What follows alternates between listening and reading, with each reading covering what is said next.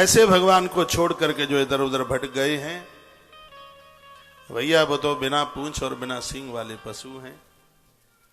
इस ईश्वर को प्राप्त करने के लिए भजन कर लो, अच्छे लोगों का संग कर लो, संत महापुरुषों की संगति कर लो, गुरुजनों से जुड़ लो, उनके चरण कमलों का सहारा ले लो। गुरुपद पंकज सेवा तीसरी भक्ति अमान। मुश्किल है बड़ा, मिल जाए तो बहुत बड़ा भाग्य है। तीसरी भक्ति को, गुरुजनों के चरणों को, साधु आवे घर में, अपने भाग्य की सराहना करना, रहने को जगह देना, तो भगवत कृपा के बिना महापुरुषों का आगमन कभी होता नहीं है।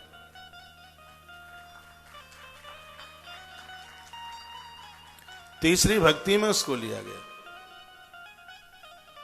संतों का संग पहली भक्ति, उनकी कथाएं सुने। दूसरी भक्ति, गुरुजनों की सेवा, संतों की सेवा मिल जाए।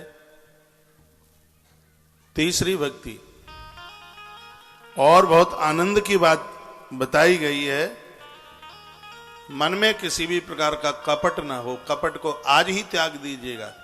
कम पाटेति सुखम, कपट, कपट अध्यात्म सुख को, वंचित अध्यात्म सुख से वंचित कर देता है।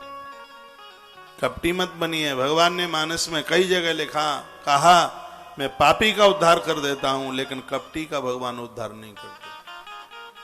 छल्ली छिद्रता जिसके अंदर, वो कहते हैं निर्मल मन जन सो मोहि पावा, मोहि कपट छल छिद्र न भावा। इसलिए चौथी भक्ति में क्या कह दिया, चौथी भक्ति मम गुण गण करहि कपट तजगा।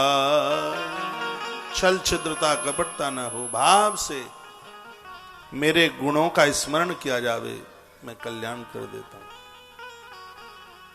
चाहे कथा मानस की हो, चाहे कथा भागवत जी की हो, तो उत्तरा उसी में से है जिसके अंदर कपट नहीं है, छल छिद्रता नहीं है, और जिनका मन विकारों से नहीं भरा है, उस मन में, उस हृदय में भगवान आके बैठ जाते हैं। परमात्मा तो मन में ही बैठता है, वो हृदय को अपना घर बना लेता है। हनुमान जी के हृदय में भगवान प्रणव पवन कुमार खलवन पावक ज्ञान घन जासु हृदय आगार। मुझे कोई पूछे कि राम जी कहाँ रहते हैं, उनका घर कहाँ है, मैं कहता हूं बजरंग बली का हृदय ही उनका घर है। राम जी हनुमान के हृदय रूपी भवन में बैठे। हनुमान के हृदय में विकार नहीं है, छल नहीं है, छिद्रता नहीं है, कपटता नहीं है, तो परमात्मा वहां आकर के अपना बसेरा बनाता है। आपने बड़े अच्छे अच्छे मंदिर भगवान के लिए बनाए, बहुत अच्छी बात है। उसके साथ साथ अपने हृदय को भी ऐसा झाड़ू बुहारी, ऐसा झाड़ू लगाइए, सत्संग से ऐसा उसका लीपन कीजिए कि भगवान दौड़ता हुआ आए और इस हृदय में आकर के बैठे।